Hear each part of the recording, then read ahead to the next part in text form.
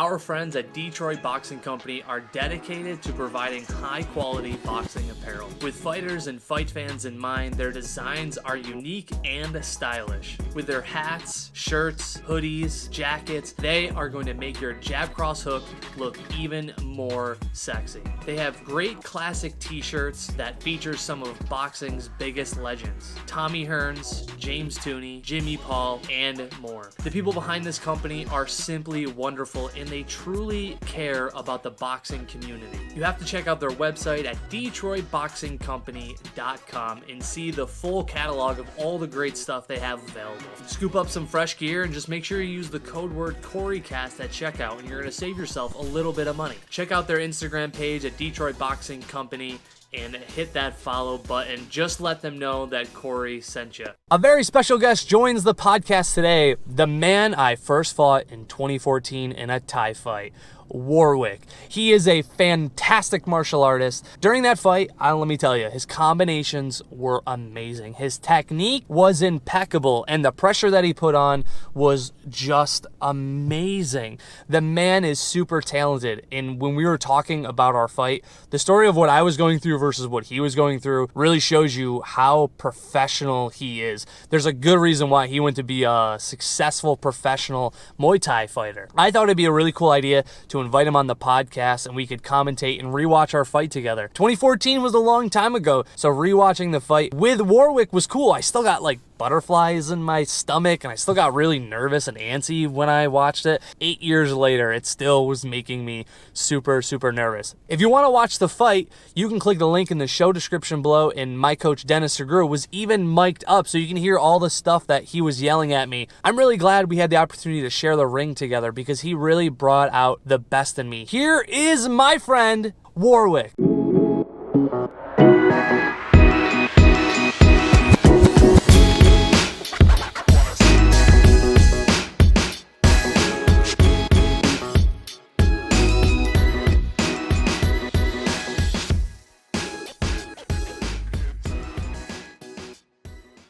The first thing I want to ask you is, your first name really Warwick? Oh yeah. Yeah, dude, it's an English name. That is so cool. That's like your legit name? Oh yes. Oh my God, that's so cool. Yeah. Where does that originate from? So we're going to be digging into the roots. So look, Warwick, an English name. Warwick, the name Warwick dates back more than 900 years ago.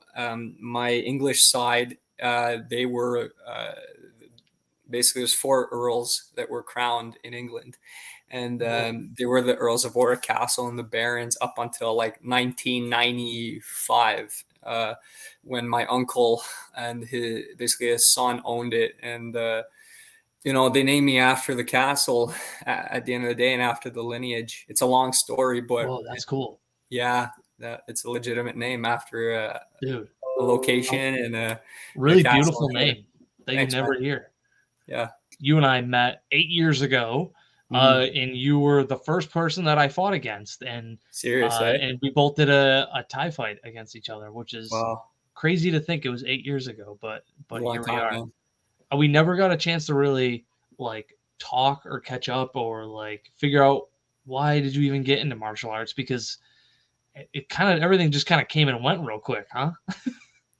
That's how it is, eh? That's the flow of life. Yeah. How did you get into martial arts? So my parents put me in it. What happened is that I was adopted into a French Canadian family at age 3. They took me out of foster care, and since I have half English side, but my other half is North Korean, and they felt like they needed to put me in something close to my heritage and also something to keep me out of trouble, because I was a disaster of a troublemaker. I mean, I just pushed the limits on everything that you could think of imaginable. And so they put me in Taekwondo, and I started that at age 4.5, 5. Really? It's funny. Yeah. Everybody's got when they were a kid, they were in martial, some kind of Taekwondo or karate. So were you in Taekwondo for a long time? Probably 6 years, man.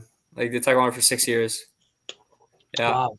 Mm-hmm. Wow, and consistent. My parents were diligent to put me, and it was fun at that age. It was a whole lot of fun, And I think about it nowadays, and you don't realize that once you grow older, how like brutal some of the stuff we actually do is, because if you start at a really young age and it was so playful and so positive and loving, by the time you're like 20, punching people in the face, you still have that same attitude from when you were 5, and you think it's still like love and fun. And, especially when you're like so young. Like I was in karate. It was called like Morphins. It was like after Power Rangers, and it was but I was only in it for like a year. My parents just couldn't afford it, so my mom pulled me from it, and I started playing soccer. I never got to really dive into martial arts. When you have been in martial arts for so long, like as a kid, I definitely would imagine that would like kind of change your mindset about, it's like martial arts is kind of playful to you, even if you're getting punched in the head. Yeah, there's a love there and a passion, for sure. There's a passion, but as you grow like higher level in martial arts, and the higher you go up in rank and competition, it's serious. It's not, once you're stepping in there, people can take you and put you in the hospital for some serious stuff. So all the mindset shifts. Yeah. And after you did you said it was 6 years of Taekwondo or 7? Yeah. 6. 6? Did you go right into Muay Thai after that? Because that would No, put you at like 12. I went into Goju Ryu soft style karate and Shotokan like at the same time, along with like point grappling. Oh, nice. Yeah. I jumped into some like old school traditional karate. So I've got a real traditional, like very traditional approach to martial arts. Wow. What a cool foundation. Like all of those martial arts, they have like all have different kick styles, but they all have one thing, which is like discipline. Yeah. Regimentation. Right.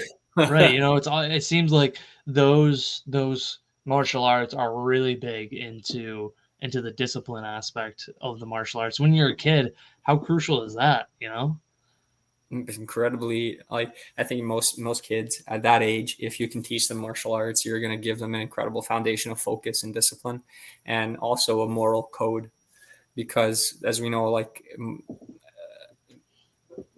Muay Thai is a little different, because it's, especially if you're like born in Thailand or in Asia, because it's inbred in the culture like of Thailand itself, and the Buddhist nature of it, and just the way that they are and the relaxation and all.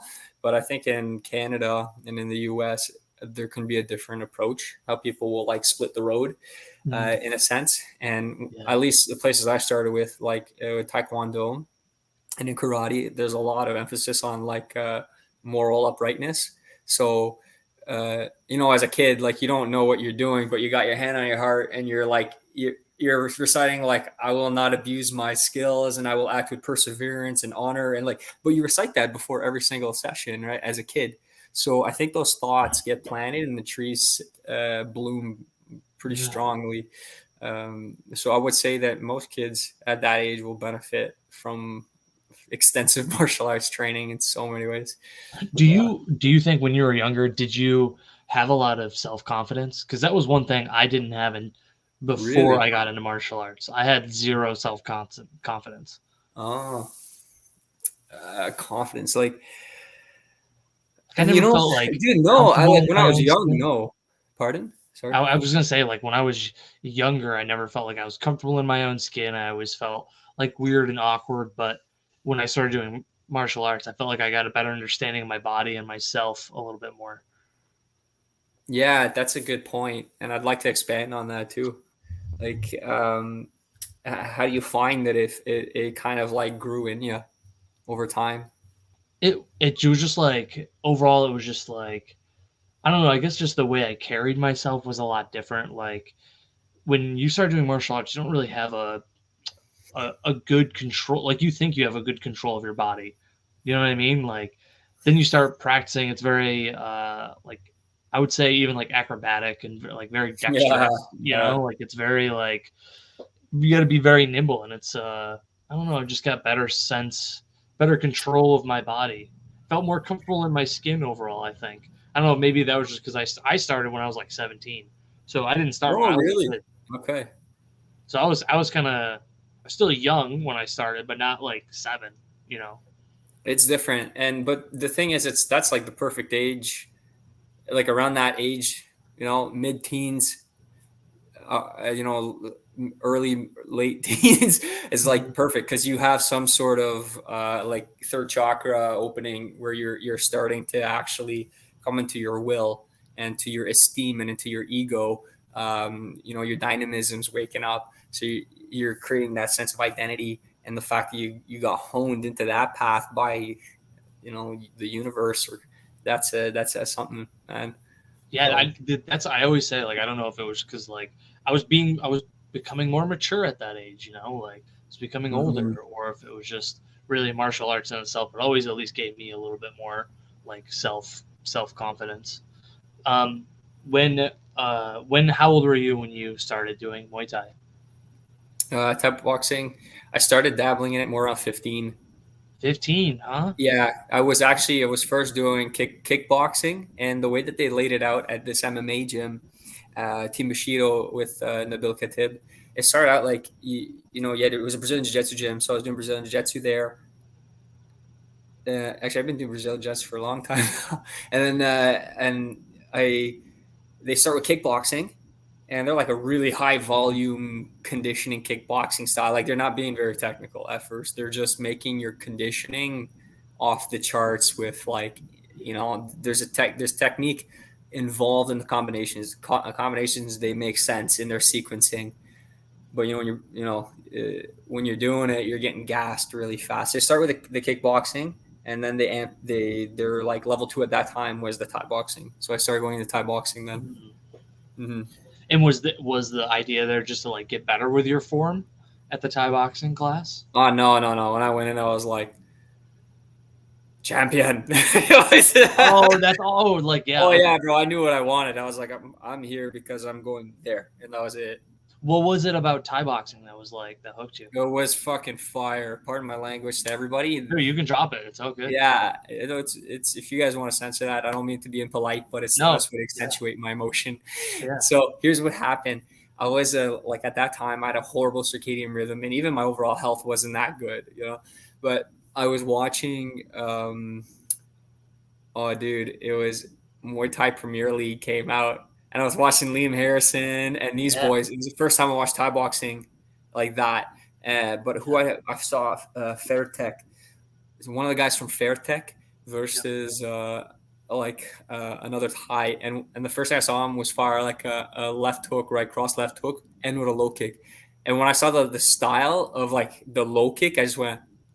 It was fire. It was like the first time you ever see a low kick at that ferocity. You literally just see like a razor blade on fire.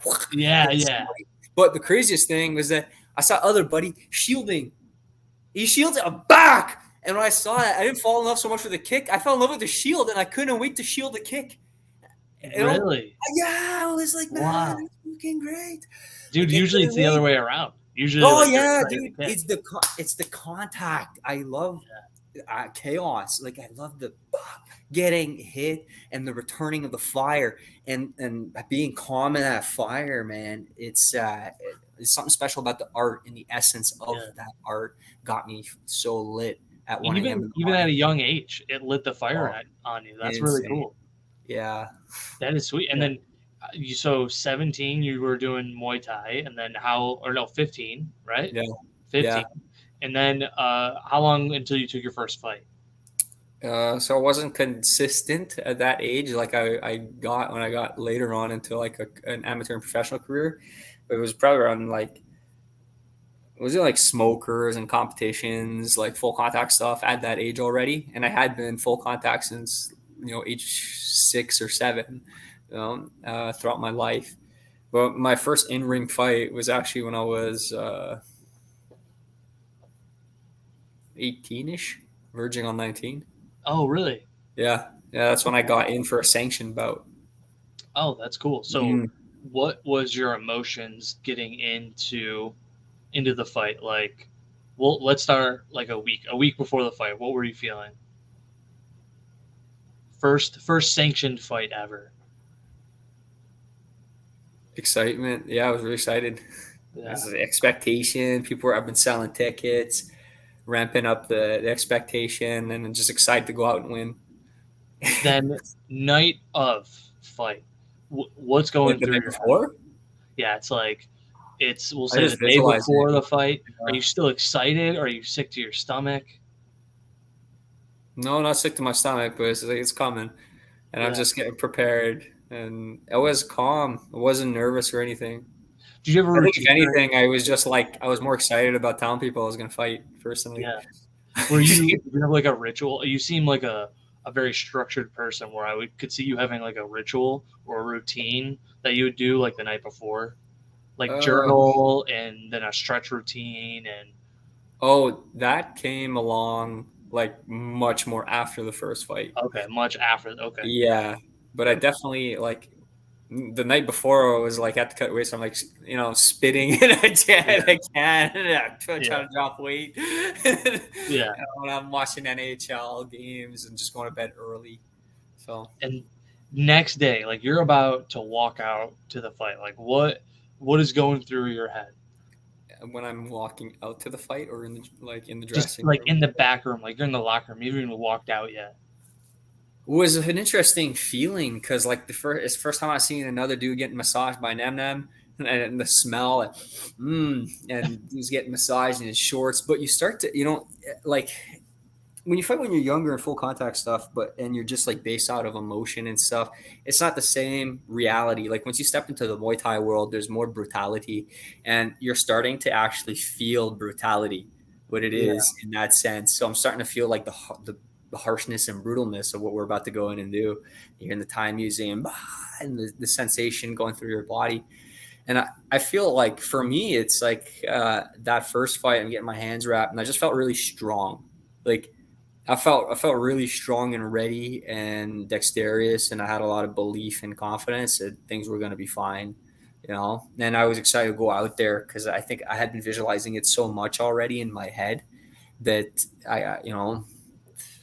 I was expecting to win, yeah. which I didn't. You didn't. No, So that you're ready, you are locked in, you're honed in. You get out to the fight, the bell rings. What are you feeling? Like what's going through your head? Were you nervous? Were you thinking about other shit? Were you locked in on the no, moment? I get dialed in, man. Like Yeah. I've got an ability to just nothing else exists, and I've had that for a long time. So I didn't see the crowd or anything as usual. I just step in, see the guy in front of me, another body, and then bell rings and first fight, like the adrenaline was so high. I was so dialed in, I didn't feel a thing, man. Just and whatever distance that was there, I was just letting my drill and my reactions out at that point. I wasn't experienced enough to be making decisions in a fight, you know. Yeah. Yeah.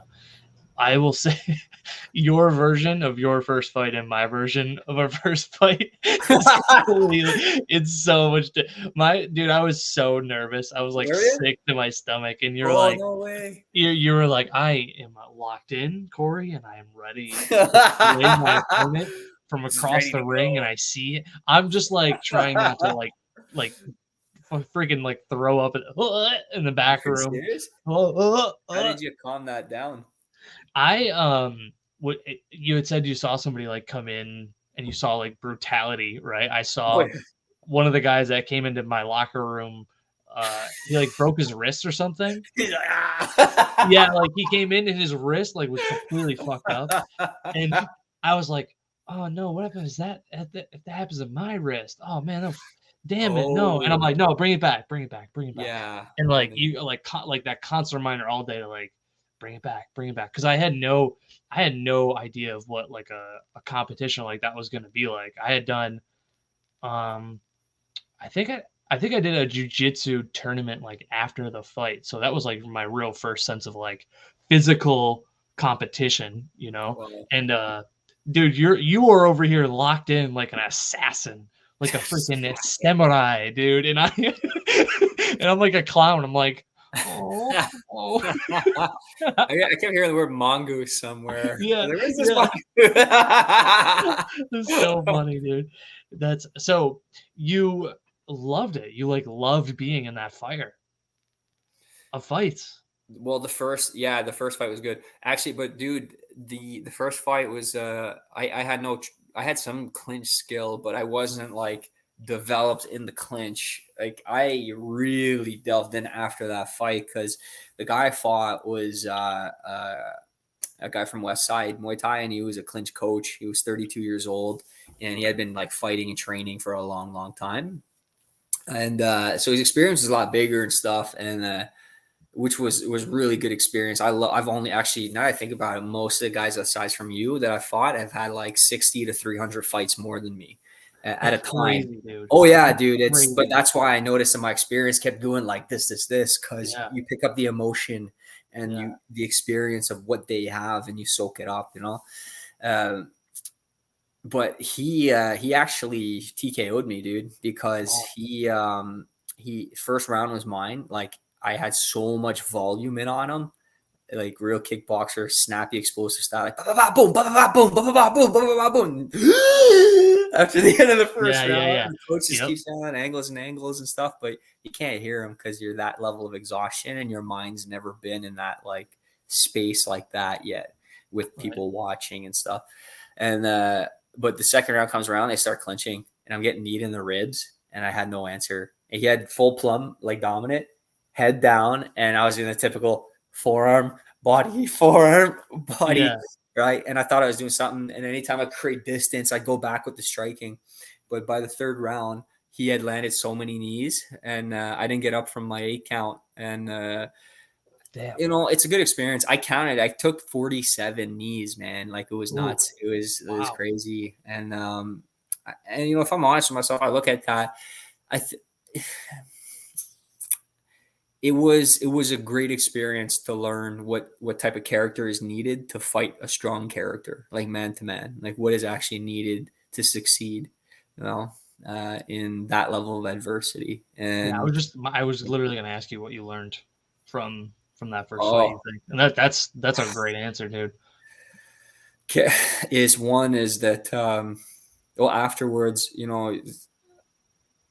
it was a conditioning for me. It was like it's not physical conditioning, how far you can push your aerobic and aerobic thresholds and your lactic thresholds. I was like, fuck that. It has nothing to do with that. It has everything to do with rewriting my philosophy on what conditioning is and what a fight is to me. So I just started believing in my ability to just keep pushing. I started believing in my ability to be relentless and to think of pain as a great challenge to see how much I can take, and to believe that I actually like getting hit. And it's true, I do, because now like it feels good and it fires me up, man. And I just want more. It makes me aggressive, which is my fire, so I can keep putting more fire into you. But I learned to bring my conditioning to that point and to never give up, and a willingness to die like right there and then in a 3-round fight if I have to, because I never wanted to lose like that again. It was just, yeah. Dude, you gave when you said that it was like, how did you just worded that you needed to like sharpen your conditioning for you? Like that was the exact same thought that I felt, was that I was like, I had to push through my mental barrier. Like I walked away from our fight thinking the same exact things, minus that I liked getting hit. I was like, I don't like getting hit. That I gotta. I like getting hit, but I gotta push. But you saying your energy and like I walked away from our fight being like, okay, I think part of my exhaustion was more mental. Like I feel like it was like 50% mental, 50% physical. Because like first round, I had that crazy adrenaline dump that like everybody gets, and then like round 2 and 3, like I'm just so tired. We'll watch it together later, but and I learned that mental push that I need to give myself, like that was really like after our fight. That's so weird that you said that. It's what happens. It's what we learn is a truth there. Right. That's really really well put. And like you went on to doing how many fights now? Or like how many? What's like total on your record? Like sanctioned. Yeah. Record. If you ask me, like I went 18-2. Dude, 20 fights. That's crazy. I would think so, but there's a Or lot 20 more. It's plus. just that they weren't sanctioned, you Yeah, know. yeah. So 20 plus fights. What do you think is like the greatest takeaway from those fights? Like you look back on those 20 fights, what is the biggest lesson that you've learned?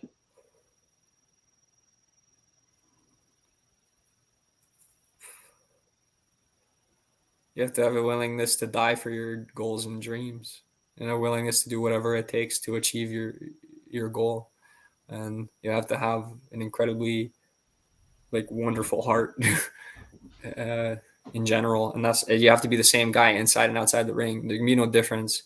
You have to find a way to be a killer, but at the same time, like balance with humility and benevolence and like compassion, so that you can maintain that level of like consistent quickness and relentlessness, timing, flexibility, but also rigidity at the same time, right? Like the duality of what we need, the physical and mental, but to never change. Like for me, I'm at a point now where like I try to, my life from the time I get up usually at 5 a.m. till the time I'm in bed by like 10:30 is just work. I try to not, that nonstop, consistent sameness of person, I think is really all this, like, if not the really the biggest lesson, to be the same person inside and outside of the ring, because that's at the end of the day, character triumphs. It's so Yeah, yeah. well You said, man. What was like one of the things that just like made you want to take fight after fight? I mean, 20 professional fights, man. That's no joke, dude. Like that's a big deal. like it's deep, but like I wanted to because I fought for my world title when I was 25 in China, in Guangzhou. When I fought In Shayla, China? yeah, on WLF, like Buakao and these boys were all, like, and I fought there, and like I was close. I was getting closer to my ultimate goal, but I actually got to see what it looked like at the top there, and it wasn't nice, man. No? What's actually there. What made it not nice? When you get to these certain places, it's a dirty game. It's an incredibly dirty game there. Mm-hmm. And you get to step your foot in the dragon's mouth in order to grab some gold. You better get your fucking foot out fast, or else they're not just taking your leg.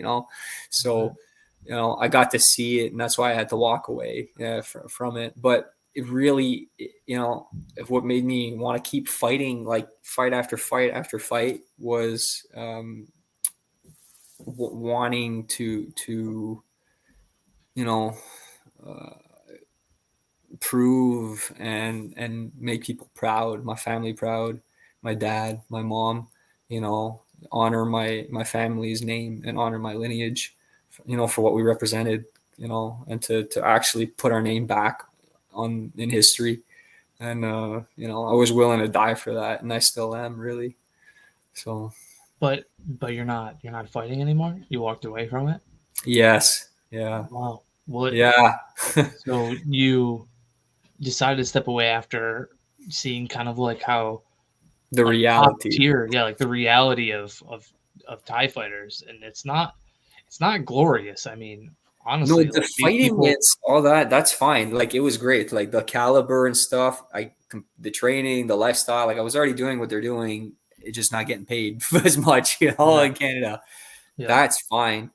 It's that at that level of platform, like for the stars, because they literally sat me around the round table, bro, with the Team Canada, all of the people, and there's the China managers and promoters are there, and the little guy, I hope he's not watching this. Yeah. He got up, yeah, little Sakai, Warwick, we want you to stay here in China and be like Conor McGregor or Floyd Mayweather of our promotion. Basically, they were going to make me overnight one of their superstars for their promotion. Like, very big stuff, man. Like, I'm talking like unimaginable. Like, we're going out tonight. Red Panty night, baby. Yeah. And no, I didn't want none of it, man. No. Like, you know, you got to walk away from that stuff. You make decisions in your life, and, you know, it had nothing to do with being a coward. It just had everything to do with clarity and who I really am at heart. So, Damn, dude, at 25, you fucking have your shit together. 25, dude, I was doing God knows what, not as in tune with like who I am as a person yet. yeah. Like, that's pretty powerful. You did that 25, you know? Like, now you shifted your focus from like fighting, you're still training, or are you just like coaching fighters now? No, well, you know, I've got about 45 students now. And I also teach at a college here on top, and there's like thousands of students there. And so there's a lot of teaching, but I'm still training primarily in Cali and Wing Chun. So I've been Okay. doing Cali for 5 years now. Wing Chun started it recently. It's really fun. Nice. Yeah. Nice. So are you teaching Muay Thai or you're teaching Kali? No, I'm training Cali and Wing Chun, and I'm teaching striking, like Muay Thai and Okay. clinch. Yeah, because my employment now is I'm a close protection operator, and I'm in the Army as a combat engineer, so a primary reservist for the time being. Gotcha. So I switched over to other avenues that would grow my, you know, consciousness in that manner. Yeah. You know, with one question I got the other day from one of my students was, Cory, how do you like stay inspired in a sport for so long? Like, how can you do Muay Thai for so long? And like, you know, Muay Thai doesn't really have like a belt rank system, goes to Yeah. like Taekwondo or like Jiu-Jitsu, right? Like when somebody does Jiu-Jitsu, they feel like they're earning something, right? With Muay Thai, Yeah, that's kind of like the missing that's piece. true. So a lot of That people is feel like they don't have the progression that like Jiu-Jitsu does. But how do you stay so interested and so like on top of Muay Thai? So like so many years into it. I mean, dude, since you're 15. How do Yeah. you stay motivated and inspired? I actually want to hear your thoughts on that first, because I feel I'm talking too much, and I feel this should be a mutual discussion here. Yeah. No, so honestly, it's the forever pursuit of knowledge. And it's like once you get used to the fact that it's like it's just never ending. Like you're never gonna know everything about Muay Thai. And it's like I've I coach every Friday, I teach a class every Friday, and then I train with Ajahn Kevin like Yeah. once a month maybe, but mostly I'm training jiu-jitsu. So like I'm kind of like juggling, Okay. but I think like once you come to terms that like you're not going to be perfect at everything and like there's always something you can learn from everybody, kind of makes the sport a little bit more fun. And I also think it's hands down the best workout that you can do that is not running. I hate running. I can get Oh, such a better workout. so boring. Pad. Yeah, No, exactly, dude. I'm telling you right now, I would rather kick a pad for an hour straight than run for 2 miles. Because you're like dissecting the kick, Yeah. your tempos and distances is the running. You're so Yeah. monotonous.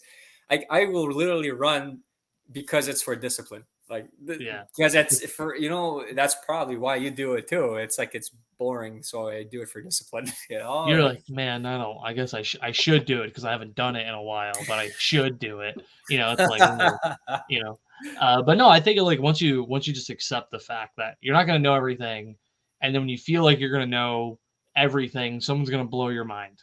Like it's like you think you're like top tier, and then you Yeah. start seeing like Liam Harrison kick pad. You're like, Yeah, oh my god, that's that's Muay Thai. Like, how do I Yeah. get to that level? You know what I mean? Like, That's there's it. always somebody who's like an echelon above you, Yes. and it's like Yes. just I don't know. I don't really think like what is my end game in Muay Thai. Muay Thai is a hobby that I really like to do, and I've had a lot Okay. of good times doing it. So, and it's better than running. Yeah. I understand. What was How do it you at say that so? time?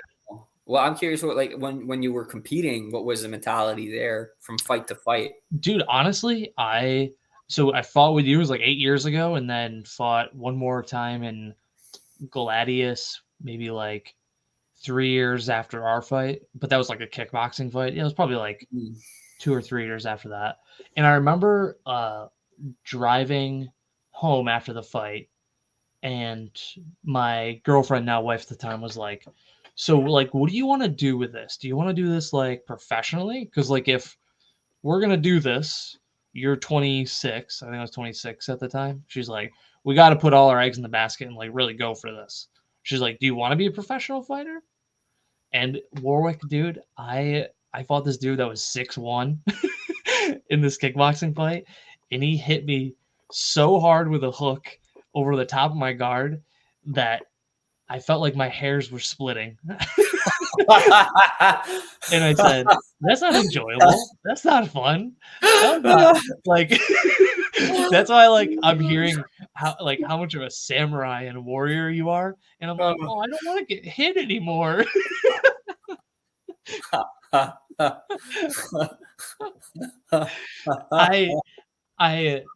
don't really, like, I don't do any more. I haven't fought in forever, and like I just I don't know. I was like more of a fan of like making more fighters. Like I was more of a fan of producing fighters. Cool. Like it was more inspiring to me to be like, growing instead of people. me like getting clobbered in the head, I'll let somebody else who really wants to do it. And I also love to see like people's personal growth. So it's like that fits my niche, I think, a lot better than being a professional Thai fighter. Who knows? Maybe in another life, though, Warwick. Maybe in another life, you know. Most likely in previous ones. Most likely in a previous. Who knows, dude? We were probably gladiators back in. I wouldn't be surprised. Yeah, I would not. It's just something we do, you know, when we reincarnate, guys. Don't worry about it. We just do this for fun. No big deal. We just enjoy getting clobbered.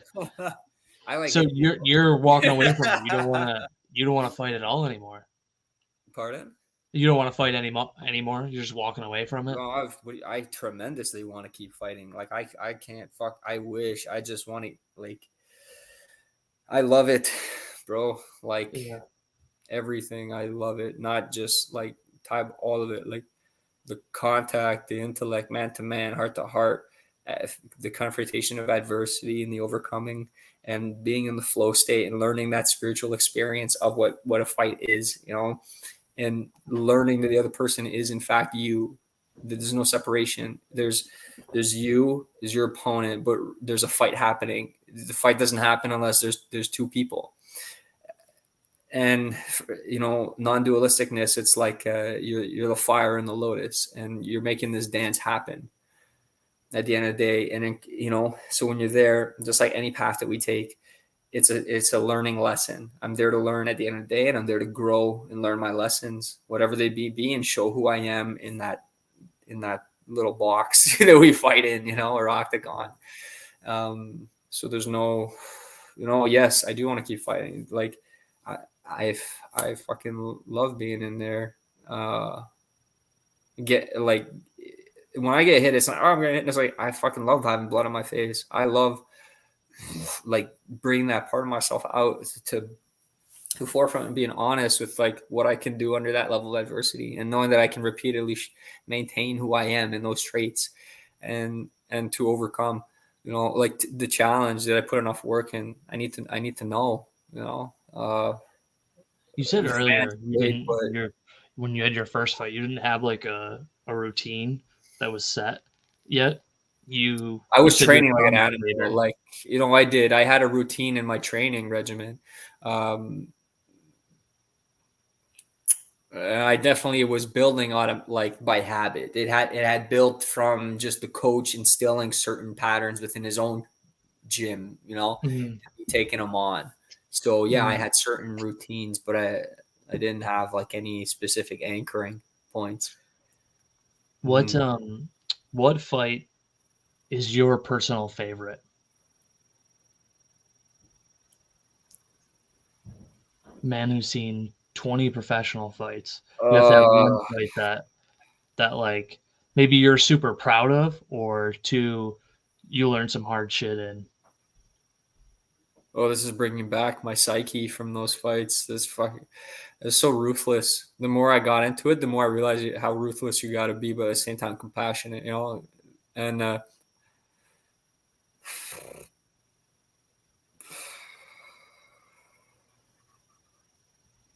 100%. My last one against Shaylee, the 300 fights, I lost by split decision, but like I had no sleep for a week. We went to China, and you know when you go there with a team, they try to mangle you and completely deplete you of energy prior to your fight. So like you show up, they pay all the tickets.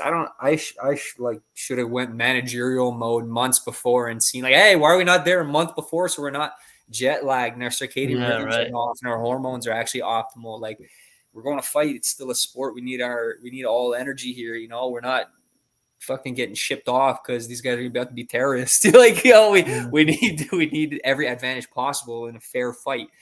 But that's not the case. Like, you know, what they do there is they try to like, they call it like, oh, well, we're going to offer you a gift 7 days before the fight. Why don't you go watch Forbidden City? Then, you know, 5 days before the fight, okay, you haven't slept for 2 days, right? Because they keep moving you from hotel to hotel.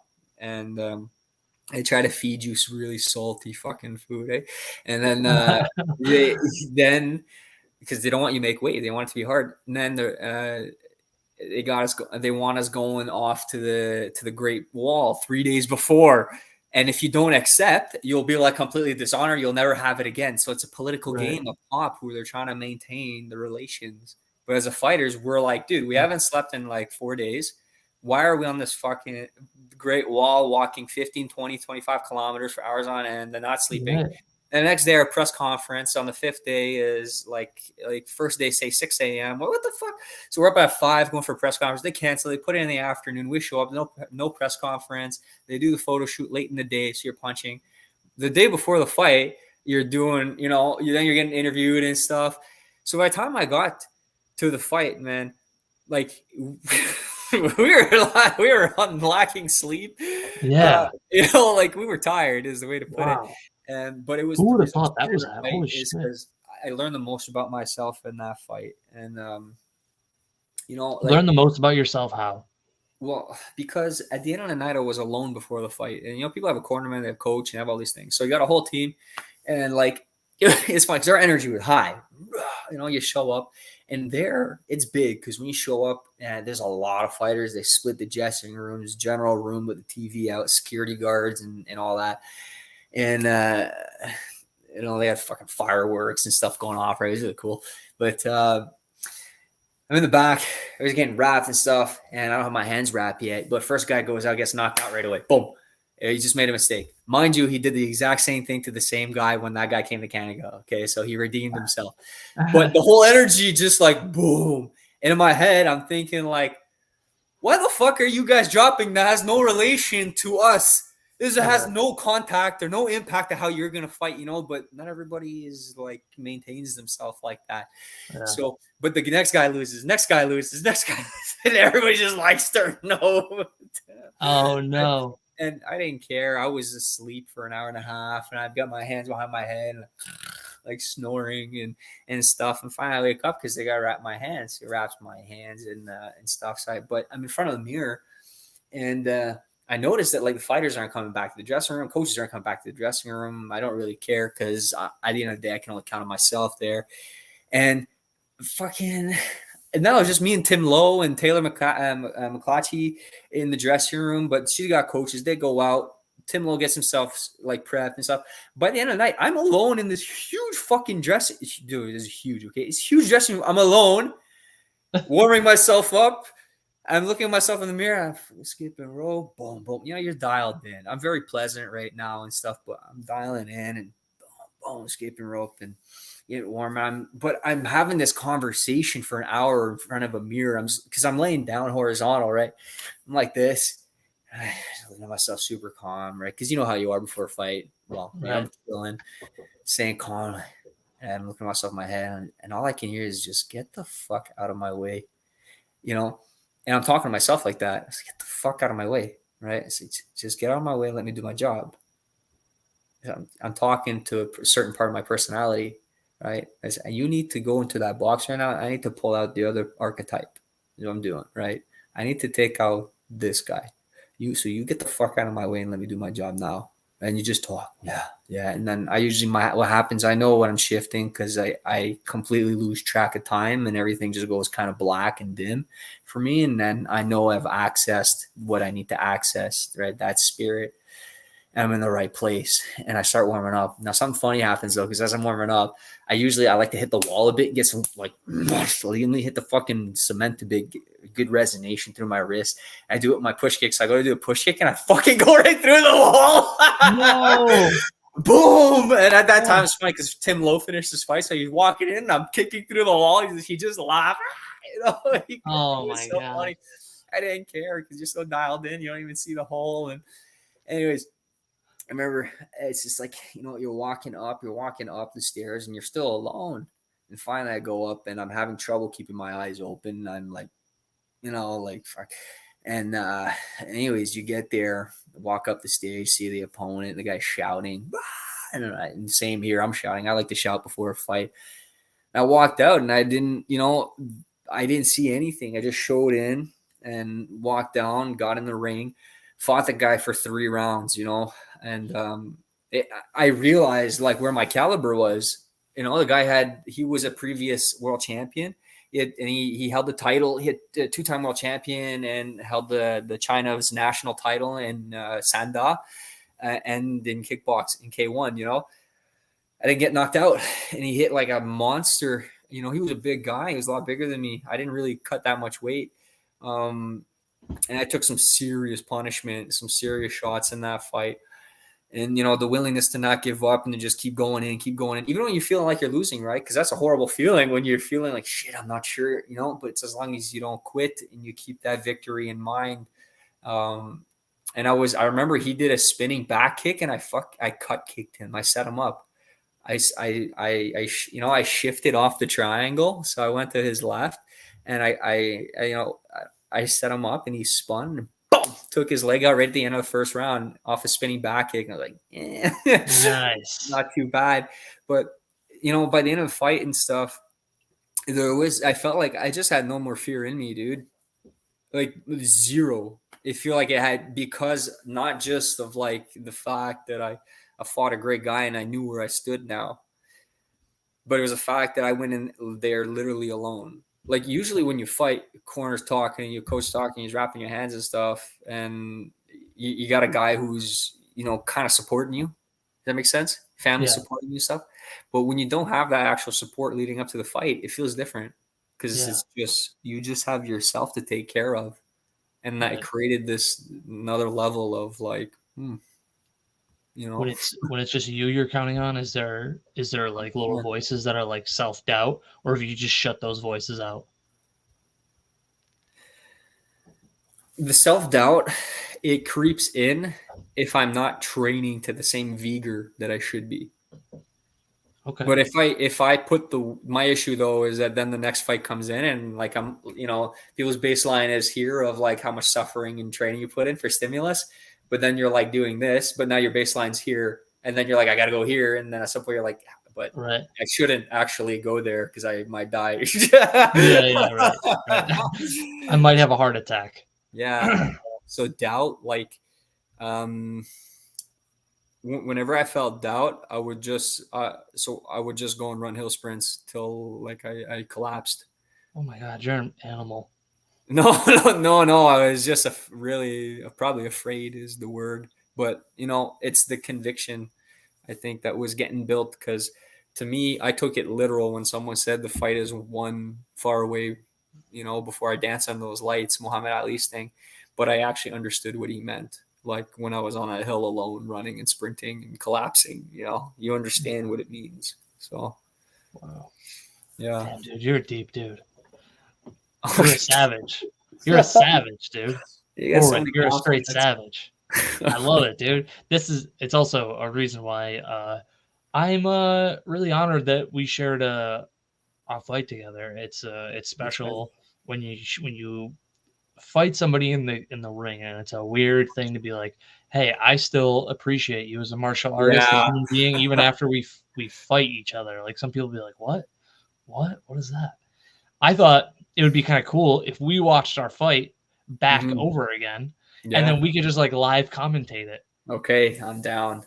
I'm gonna Yeah. tell you, I rewatched this like a week ago, and Did I you? hate it because I Oh. look so garbage, dude. I look Oh. terrible. I'm so tired. I'm so tired. So, if you are listening to this recording, I will put a link in the description, and you can watch the video. We're gonna stream it right here if I can get it to share. There it is, dude. You ready? So we're gonna commentate this. So no audio, because this is like my corner's like coached. So no audio, but you and I are gonna commentate on it. Are you Oh ready? man.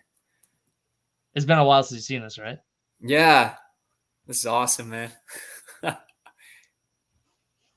Dude, I was so nervous. I'm looking across the ring at you, and you are so goddamn jacked. And I'm like, look at this dude. This dude's so sinewy. I'm like, I was so nervous, dude. All my energy right there, Warwick. That was it. All my energy right there. Dude, you had some powerful teeps. Oh, look at exchange. I just remember you were so wiry and agile. Yeah. I was like, give me the fuck out of here. Give me.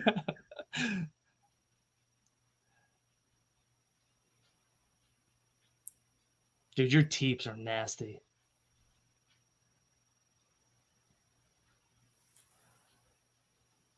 Dude, look at that hook you got, dude. Yeah, I'd worked on my boxing a lot with Bob Carver. Dude, Bob's no joke, man. Seafood has said some great things about him. I love Kevin Sensei. See, you call him Sifu or what's Yeah, I your call him Sifu, or you call Sifu? him. No, Sifu is really cool, man. I bought a lot of his books. He's a great dude. I love that guy. Dude, look at your leg kicks, too. See, look at this. I'm punching like 1 foot on the floor. Ooh, dude, I think the head kick got in farther than it looks. First round, dude, I completely had my adrenaline. Look at that kick. What was I doing kicking? You made me pay for that, too. Did I just knee you? I think I tagged. Yeah, I think you. Yeah, I'm surprised that I did that. Off that cross. God, look at this. Oh, dude, I felt that one. You see it snap my head. Good inside leg kick. Dude, look at this uppercut, dude. Yeah, dude, I could tell your freaking boxing was on point. So when I started seeing your hands unload, I was like, I'll just leg kick him. That's what I noticed is also your evasions. Just slipping. Yeah, now I remember that. You were evading things really well and countering with the leg kick. But that was only first round, dude. I'm telling you right now, 2 and 3, I look like trash. I look god awful. Man. It's so funny to watch. Like this is my first fight. I remember watching this with the audio, and all I hear mongoose, mongoose, yeah. Mongoose. Yeah, that's my coach, Dennis. He's telling me you know what's funny? There's a part in the second round where he wanted me to follow a 3 with my rear kick. He said every time I was throwing a rear kick, you would kind of like react, and he wanted me to throw a hook. And there was a moment in here where I remember in my head being like, oh, I hit him with that 3. Hell yeah. In the fight, I was like, hell yeah, I hit him with that 3. But I didn't even do it. Like I didn't. In my head, I'm thinking, listen to Dennis, and I did not listen to him at all. Yeah, here you start off with some good kicks, eh? Yeah, this one's fire, right? Right in the beginning, we kind of just like tag each other back and forth. Now that I watched it, this was a good fight, man. It was exciting, dude. Yeah. I think I might be a little biased, but definitely fight of the night, I think. Yeah. Dude, we were active. I'm surprised by my hands right now. What do you mean, dude? Your hands look good. In your clinch, you were dominating this thing. Look at it. Dude, look how you just tossed my ass. Dude, I was so mad. I was Were like, you? Yeah, I'll get you back, bro. God damn it. That was nice. I could tell you practiced that one. I'm just trying to throw some knees to exchange with you. I just could not. I felt like I was losing in the clinch. right to the gut. I don't think in fights, man. I'm just instinct when I fight. Yeah, you're just like locked in right now. You're a samurai Warwick right now. The darkness is all around you in your vision right now. Oh God. Look at that knee, dude. Are you kidding me?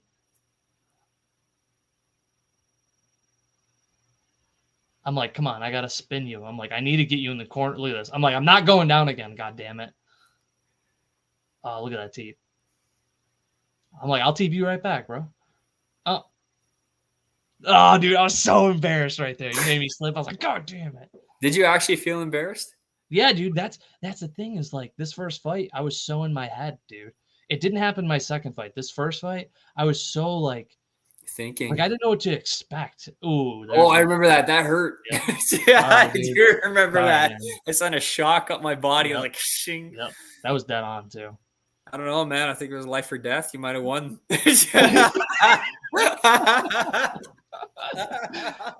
Dude. You're taking me out. Look at my face. Yeah. But look at this, bro. Your abs have abs. That's ridiculous.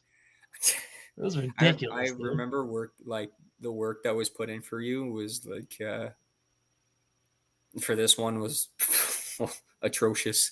Well, dude, I could tell. Like you came in, your cardio looks so good. Look at that head kick. Yep.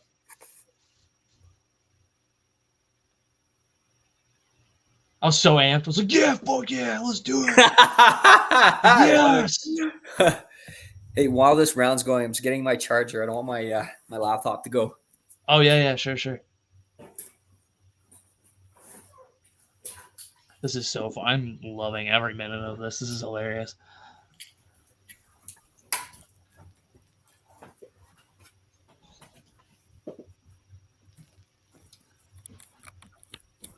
If you watch the fight on the link, you can listen to like the commentator. You can listen to Coach corner me. But I turned the audio off. I figured it'd be a lot more bearable, so we weren't fighting over other audio. I don't remember what Dennis was telling me. I feel like he just kept telling me to follow up with that 3. Shout out to that mustache I used to have.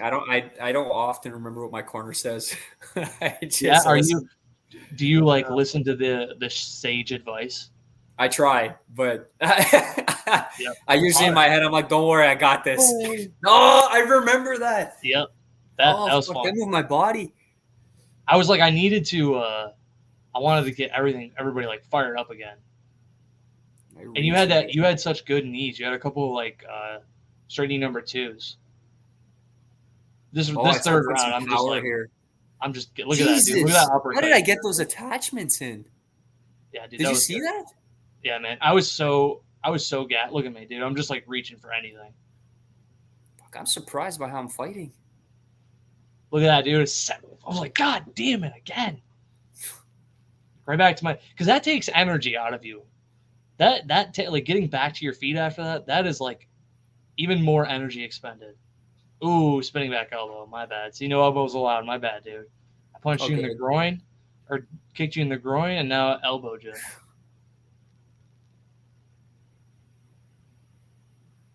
Did I? Another one. Dude, see, I'm saying life or death. You would have got me. Dude, unbelievable. The worst.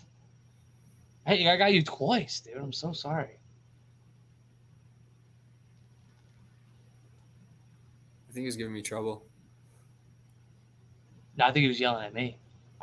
And I remember when he went in my corner right there. He says, "If you do one more time, said stop complaining." Oh, really? He told me he was going to take a point away from me. Stop complaining. You need to take it like a man.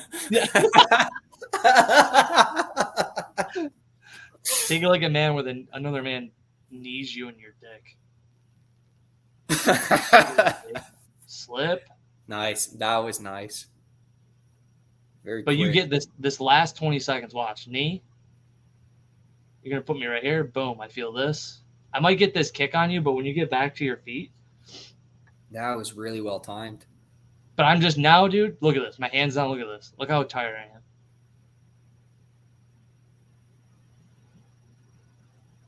Missed you. Big miss. I committed way too much there.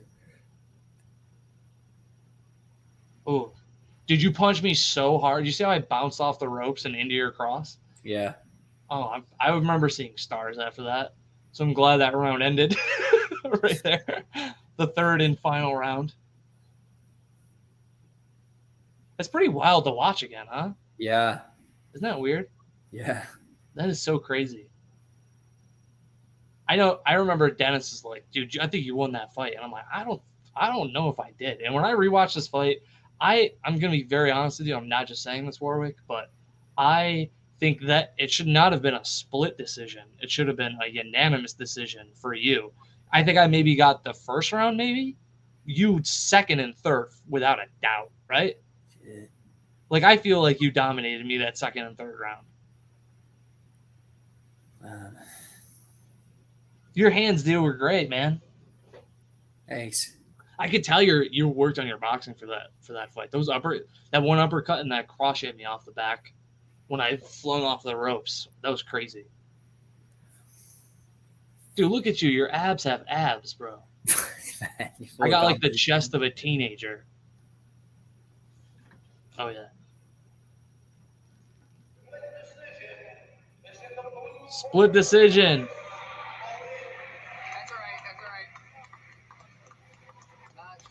What a cool experience. Yeah. No, I really like definitely had a lot of respect for you during that fight, and just like I thought what I can remember the most from the fight was just how agile you were, how quick agile you were. Yeah. I had to get out of there, dude. You were so quick. I felt like if I stayed in the pocket, I was just gonna have to eat those fucking bombs you have for hands, dude. So I had to get out of there. For the first fight ever, I like the difference between you and me. Like before I walked out to that fight, dude, I thought I was locked in, but I was thinking about all the exterior that was going on in my head. Yeah. Like your first fight, you don't know. Like it's very hard to get your bearings. Like that first round, adrenaline dump. I had like the worst dry mouth after that. I came back like losing the fight. Like I had like what did you feel like when you lost your first fight? After? Yeah, what did you feel like after? I was so happy and proud. I can't wait to do it again. I was so excited. See, that is why you are a professional fighter, and I am not a fighter, because like after that loss, I was emotionally distraught, dude. I was like, damn it. So many people came out to see me. Oh, I felt like I let so many people down, but it was like the wrong way to look at it.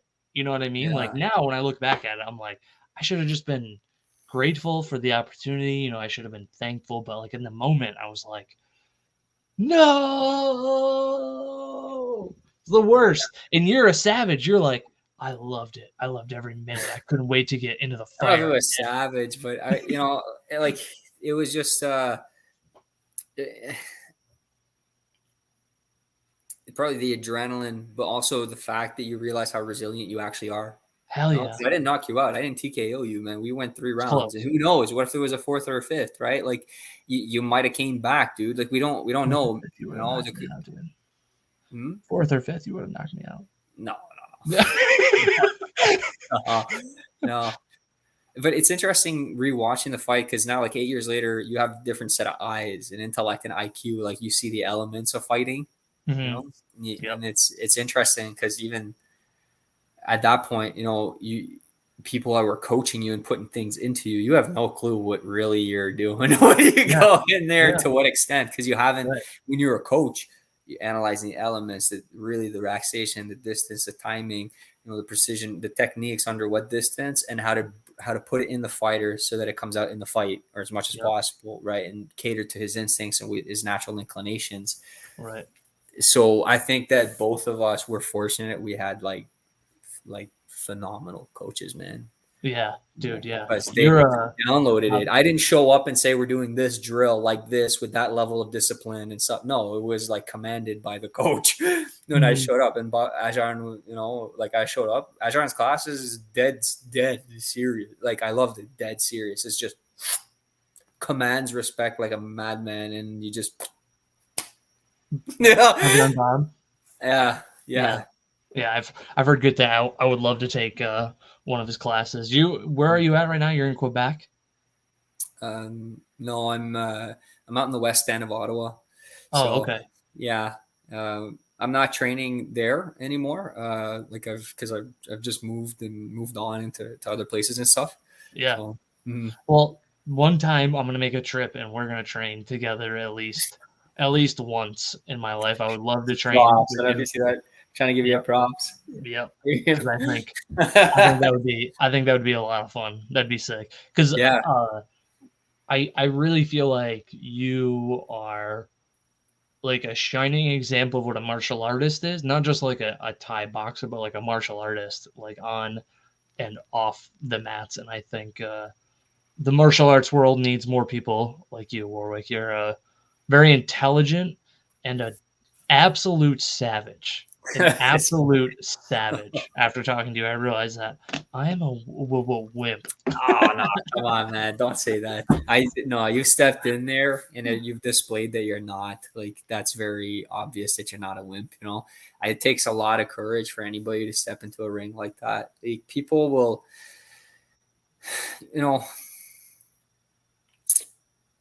we're interesting. Our nature is interesting. Our ego is really interesting. In order to like validate our self-importance or what makes us like our perception of the world harmonious in a sense, like so that it's not shaken, is that we almost need to like validate our own self. So I've noticed that, especially when I like was going into the business world a bit, because I wanted to see what was over there and stuff. You're around people who have some pretty big like narcissistic kind of ego types, egocentric, especially in business where I was, and it's just like I fucking couldn't believe what I was seeing and hearing from people. Like oftentimes I had to fucking tell people what integrity was, and people just like you don't know what that fucking word means. Like it was just bad, man. Like I remember, like, because I'm not normally like dumb confrontational. I'm usually the really respectful one and quiet just by like nature. I like to be, but when I was in these circles, it was very like upfront about like, I'll punch you in the fucking face if you ever talk about screwing people over again in business. Like it was very straightforward. But people will, what they do is they'll try to like shit on fighters in a way. They want to diminish the value of what a martial artist can do as a man. So for you to walk, one, anticipate, expect, and know that you're getting in that ring. So you have a time frame where you're also battling yourself every day to not have a false injury or like dismiss or quit or doubt. So you have to fight demons the entire path. You have to fight yourself, your own weaknesses, to not quit, because you know what's coming and you know that you're guaranteed to get hurt. You're guaranteed, unless you knock the guy out right away. You're guaranteed that you're going to have a concussion. You're going to have contusions. You're guaranteed pain and injury in some sort of way. And then, puking, like you don't puke for nothing. I'm sure maybe you've puked before from drinking too much, but that's a different thing. I know I have. But when you get in there and you go to step in and you're in a different dimension, you put your foot through there and boom. What you just did, the physical representation of courage, like to walk through, step through, it's you and another man who had to do the same thing, right? And now you're going to see what you have in that circumstance and how you'll be under adversity, right? So never ever, like, especially as a guy who's actually stepped in there, no, like courage is a displayable characteristic, and it especially like that level of courage where physical consequences will happen. That's real courage. You can't. It's not the same as psychological courage. So like now you need spiritual, psychological, emotional, and physical courage. What you're doing, all of it. But for me to be and say, "Oh, I have to do this big test coming," okay. Sit down, study, fucking walk in the room and do it. It's like, oh, it takes a lot of courage to step in that room. Yeah, but no one's going to try and kill you. Like, You know, you know, there's no one who's trained this entire time to undo you, and it's just been thinking about you and like rocking the photo on that wall. So yeah, the physical representation. So, you know, just always come back to it and realize, dude, like you're the real deal, bro. And you went and you tested it out, man. Like, yeah, I appreciate that, man. Thank you for the kind words. I feel like that's a great way to end the podcast. Very wise words from the wise Warwick. I appreciate you in more ways than one, brother. I really I'm thankful that we got to share the ring together, because you brought the best out of me, not only in the moment, but you continue to do so every day, because you taught me a lot of important lessons, not only about my personal martial arts self, but also me as a person and me as a man. So I am really forever thankful for the time that we shared, even though it was only 8 minutes. 8 minutes, you know. So thanks. I just wanted to make sure I said that before this ended, because I would kick myself if I never got to say thank you. Thanks, man. I appreciate having me on. That was really cool. We got to chat and like humanize each other a little bit, not just a photo on the wall that you're training and sweating and looking at and pissed at, you know. There's no anger. No anger, dude. No. Oh, well, one thing is for sure, I think we should definitely do this again in the future. And thank you for an hour of your time, dude. I really appreciate you. Right back at you, man.